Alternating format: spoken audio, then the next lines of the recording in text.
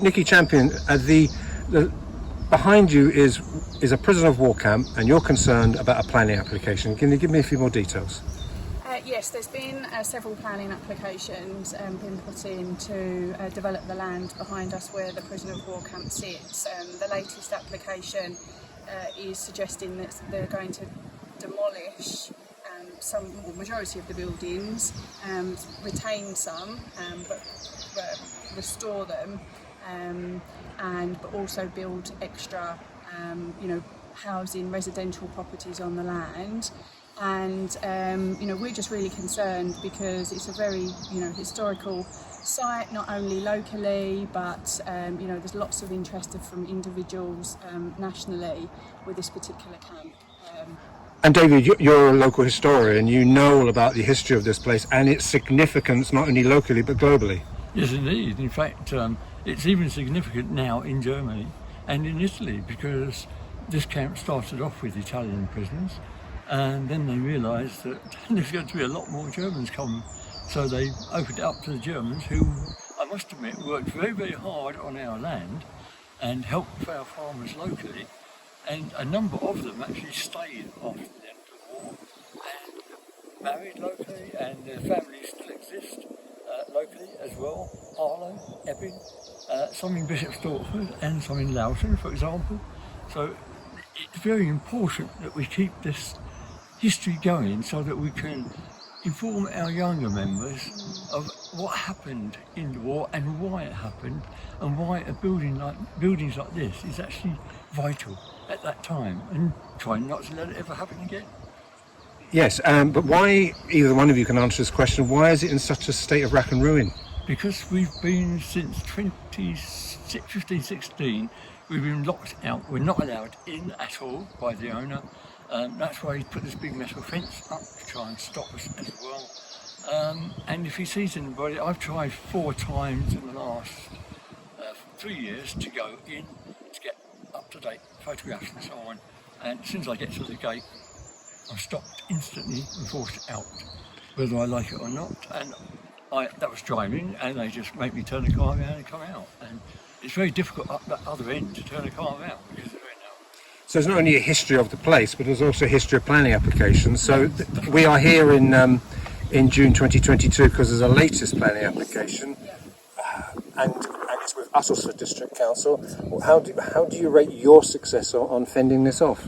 Well, we've fended it off in the past, and there's been various reiterations of planning applications that have been lodged previously, and we've got together as a community, residents of Mill Lane, the History Society, the whole of Hatfield Heath village, and also people nationally that are interested in the history of the camp. And we've been successful in fighting the planning applications that have been lodged previous to this one. So we're not going to lay down, we're going to fight again in order to preserve the camp, and I hope that we will be successful again this time.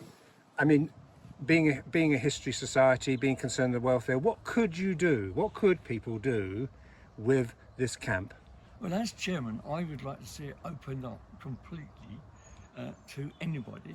And I'd like, at my age I couldn't do it, but I'd like to get a group together, and a large group together of younger people like Nikki, and I would like to go in and do a few of the better prisoner of war camps up and sort them out, get them done, turn them into a big history area inside all of them, open it up to visitors nationally, and some of the ones that are very, very bad condition, just pull them down. But there's good 15, 16, 17 big campsites there that are very, very good. And we could do things with them quite easily, but we need a very large lottery fund, example, and so on. And we need the workers to do it. Obviously I couldn't do it, but others hopefully I would. And Nikki, I'm speaking to you here in Mill Lane, obviously, but how many people are behind this? Is it just a trickle of people, or what's your team like? No, I mean we've got probably around 15 people that live in the lane that we are, as a group working together in order to get the message out far and wide, because we need people to object to the planning application if they would like to see the camp restored. and also if they have any other reasons to object. And is there? Sorry, Dave. I'll get to you in a second. Is there a to the wider community? Yeah. We've just last week opening of the new Junction 7A, which I've just come through.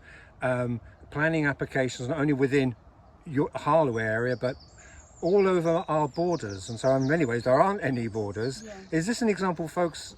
You've got to take a view and to have a voice in these things. It's affecting you all. Yeah, exactly. So we could, as I say, lay down and let developers come in and build on land, and then ultimately it's going to affect us personally, either individually or as a community, because there will be, infrastructure will struggle, etc. The access here is extremely dangerous. And but we made a decision that we're not going to do that this time. We want to have a quality of life, so we're going to fight tooth and nail. And David, last say to history.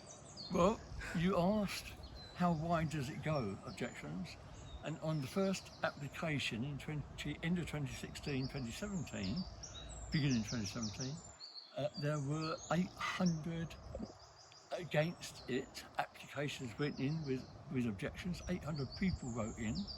And they come from not just the village, but other villages around, and various others from the north and the south got very involved. So Utterford District Council got 800 objections to it, and he's not, the owner has not changed it that much. He still wants to do very much what he wants to do as he did, but he's starting off lightly. If he gets permission for this application, he would then go in and other application, because he started off with once an application for 44 houses, and then 35, and then 28. And that was the 28 that went to the appeal and was refused by the appeal very heavily against him. So 800 objections on the first application alone.